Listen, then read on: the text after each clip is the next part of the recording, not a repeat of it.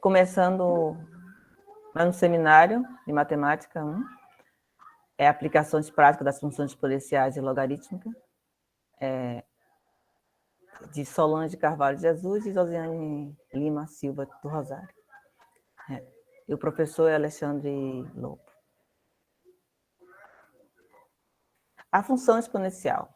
As principais características de uma função exponencial é o aparecimento da variável no expoente. Esse tipo de função expressa situações onde a taxa de variação é considerada grande. O conceito é dado o número real A maior que zero e A diferente de 1, denomina-se função exponencial de base A uma função em R positivo e diferente de zero.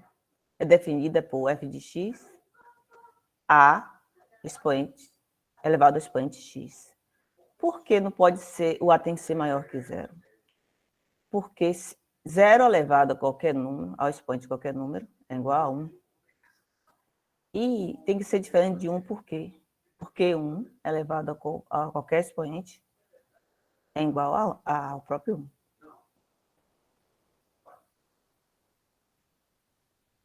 O gráfico da função exponencial. O gráfico da função exponencial, quando ele é maior que 1, ele... Uma característica principal que tem que notar é que ele sempre corta o primeiro e o segundo quadrante do plano cartesiano, né? E você vê quando ele é maior que 1, ele tende a crescer a x+. Se você ver nesse exemplo, a seta está apontando a seta do eixo x, né? E você vê que o gráfico cresce desse lado, x+. Quando você vê uma função decrescente, exponencial, vocês notam que o A tem que ser maior que zero e menor que 1. E ele cresce a x menos. Vocês notarem, o gráfico está crescendo para o lado do zero. Vocês estão notando? Zero. Então fica negativo, x está negativo. Uma particularidade que eu vou falar com vocês é quando você usa a função exponencial em matemática financeira, você parte sempre do eixo y e, se for decrescente, você decresce, mas você nunca vai para o lado negativo. Entende? Ou você parte do eixo y descendo ou subindo. Nunca você vai para o lado negativo. Entendeu? E outra particularidade também é que as funções exponenciais, elas se aproximam de zero, mas nunca toca no eixo x. Eu gostaria também que vocês notassem a particularidade entre uma função exponencial e uma função logaritmo. Você vê aqui, quando A é maior que 1, a função logaritmo, ela toca, no plano cartesiano, o eixo x. E já a função exponencial, ela toca sempre o eixo y. Outra coisa também que vocês vê, o quadrante em que ela está constituída. Ela fica sempre entre o primeiro e o quarto quadrante. Nota que a função exponencial ela não sai do primeiro nem do quarto quadrante. E também ela é considerada uma função inversa da função exponencial. A logaritmo é uma função inversa da exponencial, e vice-versa. As propriedades das funções logarítmicas, né? Eu defini, vou citar para vocês umas 5 propriedades. Uma função logarítmica, ela é nos reais positivo, ela é injetiva, isso é, para cada número positivo diferente, tem um logaritmo diferente, entendeu? L1 é igual a zero, os números maiores que 1 têm logaritmo positivo, e os números positivos menores que 1 têm logaritmo negativo. Para qualquer x, y, pertencente aos reais positivo, L de x sobre y é igual a L de x menos L de y. A propriedade da do logaritmo mesmo. L de x vezes y é igual a L de x mais L de y. Para todo x pertencente ao R positivo, todo número real R tem-se L de x expoente R é igual a R vezes L de x. Uma aplicação prática que eu resolvi colocar foi uma questão de matemática financeira. Nessa questão, eu peguei que uma pessoa faz um depósito de R$ 1.200 na poupança, uma taxa de juro composta de 0,5 ao mês, considerando que não foi feita nenhuma retirada após 5 meses. Qual será o saldo da poupança? Para você entender uma matemática financeira, eu dei um pequeno amostra aqui para vocês terem um entendimento. Matemática financeira, quando você fala juro composto, você está dizendo que você deu um capital, né? E em decorrer do primeiro mês, no caso, que aqui é ao mês, no primeiro mês, ela sofreu juros, né? O que é os juros? Os juros não é o capital mais a taxa, né? Aí o primeiro juros. Aí aconteceu, o montante que ficou o quê? Capital vezes taxa, certo? Capital vezes taxa, desculpa, gente. Aí, o que você tem no meio, você é capital mais capital vezes taxa, capital 2 vezes, você botou capital vezes 1 mais taxa. Né? Porque se não tem capital 2 vezes aqui, o capital mais o capital vezes 1, você botou o capital em evidência e 1 mais taxa. Pronto, você tem aqui primeiro mês. Quando você tem mais um mês, você notou que a taxa, no caso, os juros, né, do primeiro mês, mais juros do segundo mês. Então, o montante é o capital mais o juro, não é isso? Desculpa. Capital mais os juros. O que é que você fez aqui?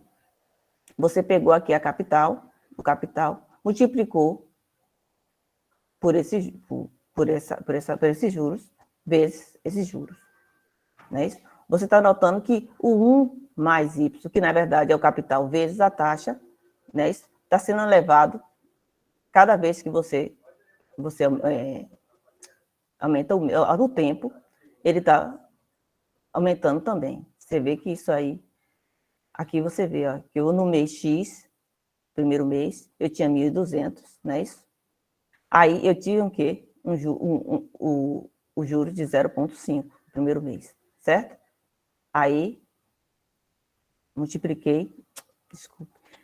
Os juros foi 1.200 vezes a taxa, eu tive R$6 de juros.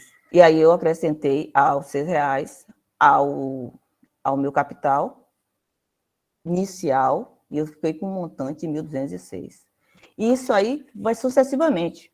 Eu agora tenho 1.206, eu peguei 1.206, multipliquei de novo a taxa e vai ser 23. Por isso que isso aqui é a taxa, desculpe. A taxa. Então, o capital vezes a taxa, eu tenho o montante do primeiro mês. Você está vendo aqui, 6 mais 6i, não é isso? Aí eu quero dizer assim mesmo, essa taxa do primeiro mês, mais a taxa do segundo mês, eu vou pegar o montante 1, não é isso? O C vezes 1 mais I, né? O montante 1. Esse montante 1 vezes a taxa do segundo mês. E aí vocês têm aqui essa fórmula.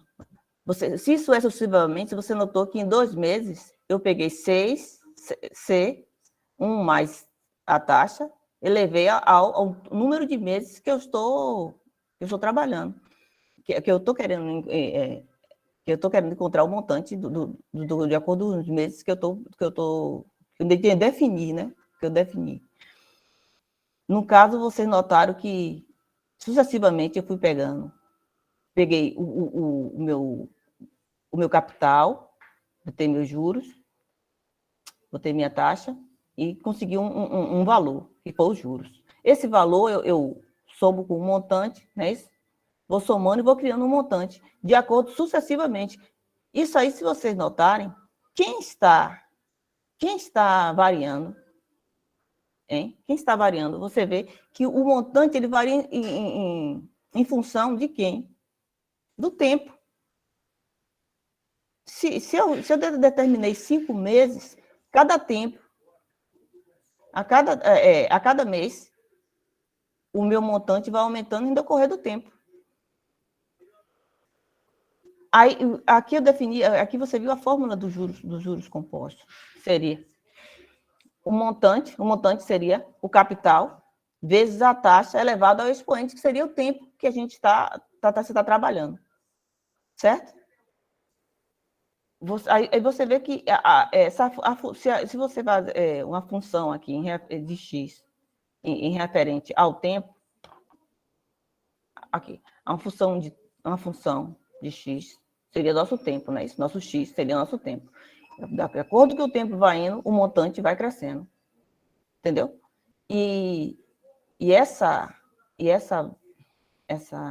Esse gráfico seria, na verdade, uma função exponencial.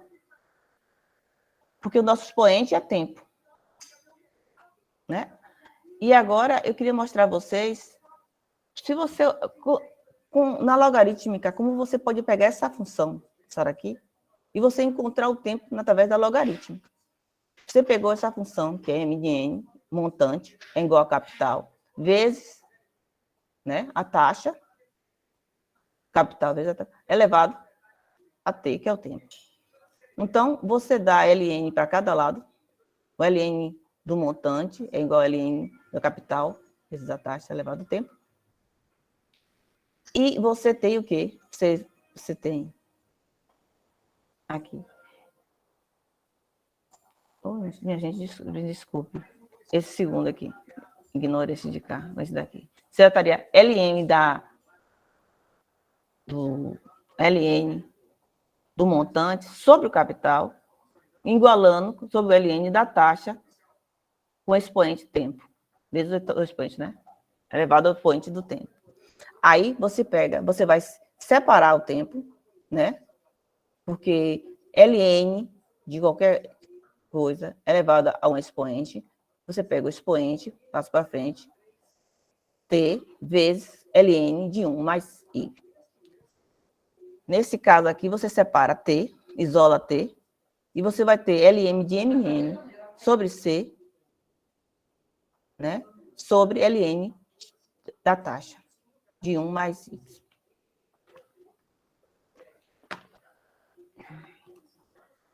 Aí, uma prática para vocês, fazer, para vocês verem. O dado tem um montante de 3.500, o capital de 500, com a taxa de 0,035 ao mês. Eu quero o tempo. Através do logaritmano, você vai pegar, transformar aqui. Você tem um montante de 3.500, você tem um capital de 500, uma taxa de... O capital mais taxa, são juros, né? 1 mais 0,35, vamos multiplicar para cá, elevado ao tempo. Você vai fazer a mesma coisa que eu fiz antes. Você vai pegar o 3.500, né? Dividir pelo 500 e igualar pela taxa elevada ao expoente t. Você sabe, 3.500 com 500, você tem 7, então você vai ter um log de 7, e você vai ter um log de 1,035 no expoente tempo. Você vai ter log de 1,35, t, você bota o t, passa o t para frente, multiplica pelo log de 1,35, você agora vai pegar o tempo, vai ter o tempo, que vai ser um log de 7 com log de 1,35. Log de 7, eu olhei na tabela, 0,851, e log de 1,35 é 0,0149. Você teria um tempo aproximadamente de 56,7 meses. Seria aproximadamente 56 meses. Né? Você teria um tempo de aproximadamente 56 meses. E aqui você tem as aplicações das funções logarítmicas exponenciais, seria os juros compostos, o tempo de resfriamento de um corpo, o crescimento populacional, A meia-vida de substância para determinada idade de um fóssil ou de um objeto muito antigo de madeira, né? Assim, com idade de 400 anos, você pode pegar pela quantidade de carbono 12 que é existente. Essas foram algumas aplicações que eu vi que podia ser usada. Algumas referências. É só.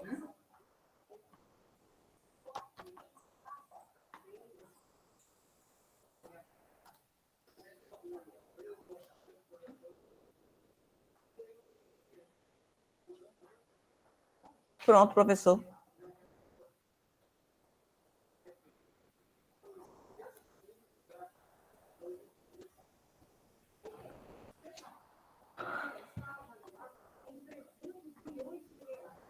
Professor?